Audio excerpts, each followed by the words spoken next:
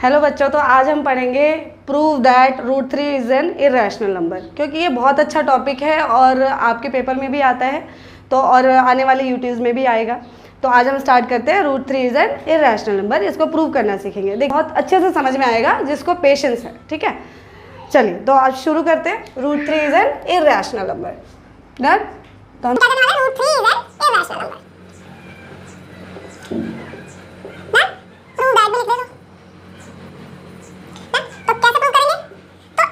करते हैं contradiction method से, मतलब कि हम सोचेंगे कि ये रैशनल है और अगर ये रैशनल प्रूव नहीं होता है तो ये इर्रेशनल है, तो इसको बोलते हैं हम कॉन्ट्राडिक्शन मेथड, ठीक है। तो इसी मेथड से हम प्रूव करने वाले हैं। तो सबसे पहले रूट 3 को हम क्या लेट कर लेते हैं, रैशनल नंबर। तो root 3 is an let root 3 is a rational number, ठीक है। अगर ये रैशनल है, रूट 3 एक रैशनल है, तो वो किस फॉर्म में होगा, a बाई बी के फॉर्म में होगा। तो मैंने क्या लिखा, root 3 is equals to a by B. अच्छा, a बाई बी क्या है, हमारा एक फ्रैक्शन है, ठीक है।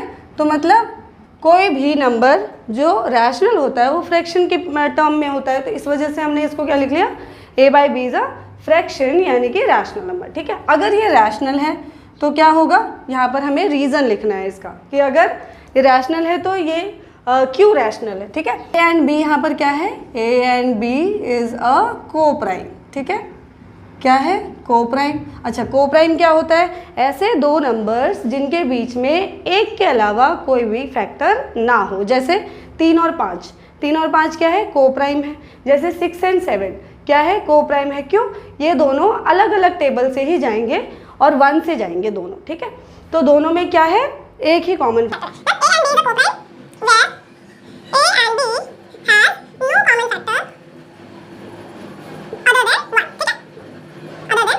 और बी में ऐसे दो नंबर हैं जिनके बीच में एक के अलावा कोई फैक्टर नहीं है। क्लियर, ठीक है। तो सबसे पहले हमने क्या किया, इसको इर्रेशनल प्रूव करने के लिए हमने रूट 3 को रैशनल ले लिया। अगर ये रैशनल है तो a बाई बी के फॉर्म में होगा, या आप p बाई क्यू भी ले सकते हैं, कई बुक्स में p बाई क्यू भी गिवन है, ठीक है।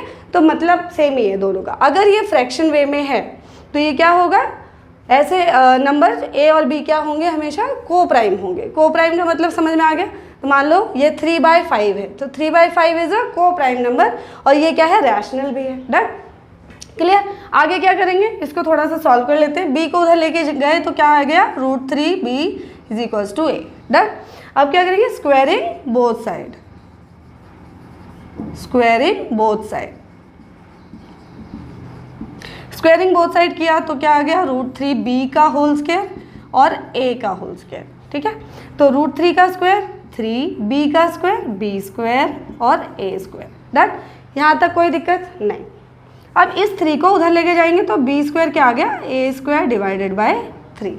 डन, इसको मैं क्या ले रही हूँ, इक्वेशन नंबर 1 ले रही हूँ, इसका हम आगे यूज़ करेंगे। डन, तो यहाँ से क्या किया मैंने, b स्क्वायर की वैल्यू निकाली। b स्क्वायर की वैल्यू क्या आई है, a square divide by 3। Done, इसका मतलब क्या हुआ कि a स्क्वायर क्या है, a square is divisible by 3। यहाँ पर हम मल्टीपल भी ले सकते हैं, ठीक है। तो कई सॉल्यूशंस में आप देखेंगे कि वहाँ पर मल्टीपल भी लिखा है, तो कोई बात नहीं। तो मेरा जो तरीका है वो डिविजिबल का, ठीक है। तो a स्क्वायर क्या है, यहाँ पर डिविजिबल है, किससे, 3 से। अगर a स्क्वायर डिविजिबल है, मान लो कि a स्क्वायर की वैल्यू क्या होगी, मान लो 9 है, तो 9 क्या है, डिविजिबल है 3 से। आंसर क्या आया, 3। तो अगर ये a स्क्वायर है तो a की वैल्यू क्या होगी, मान लो 3, तो 3 भी क्या है, 3 भी डिविजिबल है। सुन मैं, तो अगर a स्क्वायर 3 का मल्टीपल है या 3 से डिविजिबल है तो a भी क्या होगा, 3 से डिवाइड होगा। डन, तो हमने क्या किया, यहाँ पर ये भी लिख लेंगे हम कि a square, if a square is divisible by 3 then a is also divisible bye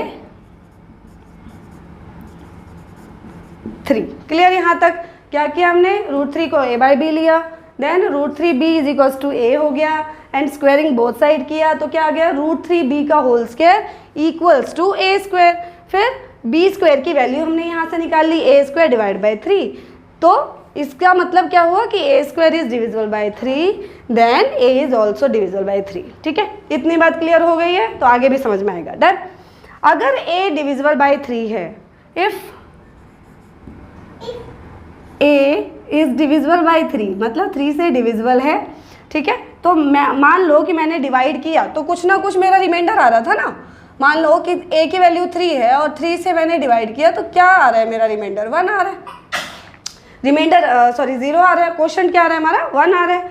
done, कुछ ना कुछ तो यहाँ पर आएगा अगर 3 का मल्टीपल है ये और 3 से डिविजल है। डन, तो यहाँ पर मैंने क्या ले लिया, वो जो डिविजिबल वैल्यू थी, क्वेश्चन था, वो मैंने यहाँ लिख लिया। तो a की वैल्यू क्या आ गई यहाँ से अल्टीमेटली 3c, ठीक है। a की वैल्यू जब 3c आई तो अब हम इसका यूज आगे करेंगे। डन, तो a की वैल्यू 3c कहाँ पे पुट करेंगे, now putting the value of a in equation first, ठीक है। फर्स्ट में हमने पुट कर दिया, फर्स्ट कहाँ पर है, यहाँ पर। तो क्या था, 3b² is equals to a की जगह 3c पुट करोगे तो 3c का होल स्क्वायर। डन, तो 3b² इज इक्वल्स टू यहाँ से क्या करोगे, 9c², 3 का स्क्वायर 9 एंड c का स्क्वायर c²। डन, तो यहाँ से क्या हुआ, 3 से ये कट गया तो b² की वैल्यू क्या आ गई, 3c²। डन, और c² की वैल्यू अगर मैं निकालूँ तो यहाँ जाएगा तो b² डिवाइड बाय 3। चलिए, तो c² is equal to b² by 3 आ गया था। तो इसका मतलब क्या हुआ, so that b² is divisible by 3, ठीक है। अच्छा, अगर यहाँ पर b² डिविजिबल बाय 3 है तो b भी क्या होगा, डिविजिबल बाय 3 होगा। क्या हो जाएगा, b is also divisible by 3। Done, यहाँ तक क्लियर। तो यहाँ से हमने क्या सीखा कि यहाँ से जब a² डिविजिबल बाय 3 था और a भी डिविजिबल बाय 3 था और यहाँ से b² भी डिविजिबल बाय 3 है और b भी डिविजिबल बाय 3, तो इसका मतलब क्या हुआ कि a और b का तो कॉमन फैक्टर था ही नहीं, लेकिन यहाँ पर क्या हुआ, 3 से दोनों ही डिविजिबल है, ठीक है। और वैसे भी हम देख सकते हैं, और अगर मैं बोलूँ यहाँ से कि अगर b डिविजिबल बाय 3 था तो आंसर क्या आया, मान लो d आया, ठीक है। क्वेश्चन क्या आया होगा, d आया होगा। तो d आया तो यहाँ से b की भी वैल्यू क्या आ गई, 3d आ गई। तो यहाँ से अगर मैंने यहाँ पर सेकेंड इक्वेशन लिखा और थर्ड लिखा तो सेकेंड और थर्ड से हमें क्या समझ में आता है कि a और b का कॉमन मल्टीपल 3b हो गया 1 के अलावा, ठीक है। तो from equation second and third we can say that a and b has 3 as a common factor, ठीक है।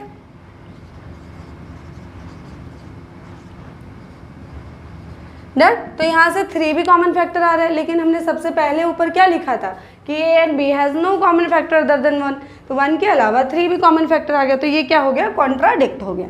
तो यहाँ पर हम क्या लिखेंगे, ठीक है। तो अगर 1 के अलावा कोई फैक्टर आ रहा है तो ये कॉन्ट्राडिक्ट हो गया, पहले तो हमने ये कहा था। So we can say that कि √3 is an irrational number. Done, तो ऐसे आपको लिखना है। होप आपको वीडियो समझ में आई होगी और अच्छे से पसंद किया होगा आपने। Thank you so much for watching this video.